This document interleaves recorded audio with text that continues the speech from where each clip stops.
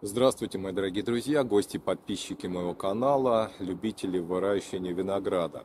Нахожусь в Московской области, у нас сейчас середина ноября, впереди обещают через несколько дней уже достаточно серьезные заморозки, снегопады. Сегодня я вам покажу, как у меня укрыт виноград, старые кусты винограда. Я ежегодно так их укрываю в своих условиях, в условиях Московской области. У меня очень хорошо все зимует. Обязательно под укрытие винограда не забудьте положите средства от мышей абсолютно любого производителя. Идете в хозяйственный магазин, либо в садовый центр, просите средства для уничтожения мышей и крыс и ложите под укрытие. Если вы укрываете виноград, особенно воздушно-сухим способом, вот так, как я вам сегодня покажу. Я считаю, это самый лучший, самый надежный способ укрыть виноград в наших условиях. Я категорически против, когда укрывают виноград с помощью закапывания лоз в землю. Считаю этот способ губительным в наших условиях для сохранения винограда и укрытия его в зимний период от морозов. Может быть, в каких-то условиях этот способ и срабатывает, но вот у нас в условиях средней полосы в Московской области этот способ, на мой взгляд, самый неподходящий. Покажу вам сейчас, как у меня укрыты старые кусты винограда, а также как я укрыл молодые кустики винограда, которые посадил этой осенью. Буквально недавно, 1,5 месяца назад, я их высадил и укрыл, на мой взгляд, достаточно надежным способом, который я уже неоднократно испытывал. И обязательно, друзья мои, когда вы укрываете виноград, вы его обрезали. Кстати, об обрезке у меня есть отдельное видео, вы можете его посмотреть у меня на канале, все подробно рассказываю. Перед тем, как укрыть виноград, обязательно обработайте его от болезней, чтобы он лучше сохранился в зимний период под укрытием, чтобы его не повредили какая-то там плесень, грибок, если заведется.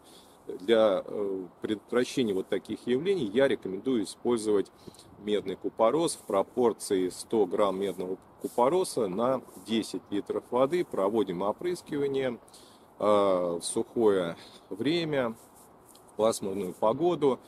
И далее уже, как виноград немножко подсохнут лозы, можно его укрывать. Можно использовать также железный купорос, но в этом случае будьте внимательны с пропорциями, чтобы не повредить растениям, чтобы раствор просто не обжег почки. Несмотря на то, что говорят, что медный купорос безопасен для закрытых почек, тем не менее растению в высоких концентрациях железный купорос может нанести вред, особенно в весенний период. Поэтому я предлагаю вам обработать более простым, более щадящим способом, но при этом, на мой взгляд, даже более эффективным. Используйте медный купорос, либо любой другой препарат от болезней, который вы найдете в своем регионе, в своих магазинах. Можно также обработать бордоской смесью или использовать другие, более привычные вам препараты.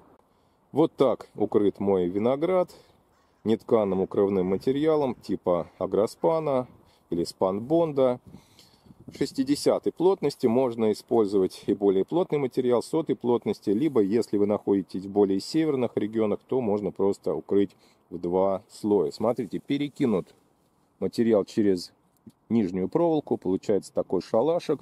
Сюда закидываем средства от крыс и мышей. Края я прижимаю с помощью кирпичей. Получается такое воздушно-сухое укрытие. Хорошо зимует виноград, не выпривает, не вымерзает. Сверху снегом, как правило, укрыт достаточно хорошим слоем. И хорошо, что снег не скатывается с этого материала, потому что он такой достаточно шершавый. Пленкой ни в коем случае укрывать не нужно. Сопреют лозы, перегреются, потому что там не будет доступа воздуха, а винограду нужно, чтобы лозы дышали, и при этом ему было тепло, комфортно. Также это защита от ледяных дождей и иссушающих морозных зимних ветров. Вот таким способом укрыт мой виноград. Это старые кусты.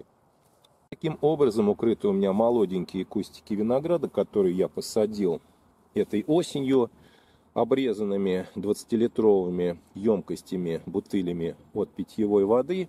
И смотрите, видите, там таблеточка, это специально от крыс и мышей. хорошее укрытие. Никогда не закрывайте вот эту вот верхнюю часть пробкой. Оставляем ее открытой. Если вы сильно переживаете, что замерзнет виноград, можно ее там прикрыть какой-нибудь, ну, допустим, тряпочкой, либо тем же кусочком агроспана лоскутком. Вот. Можно ее в зимний период, когда уж будет очень холодно, и прикрыть. А так все это засыплет зимой снегом.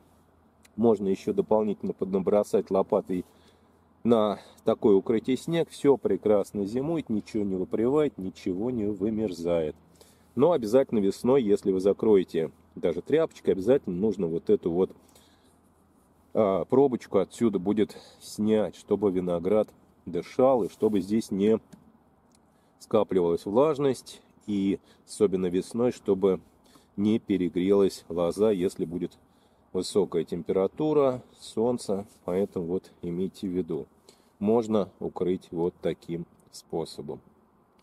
Всем большое спасибо за просмотр. Я надеюсь, данное видео было вам интересно и полезно. Хороших вам урожаев!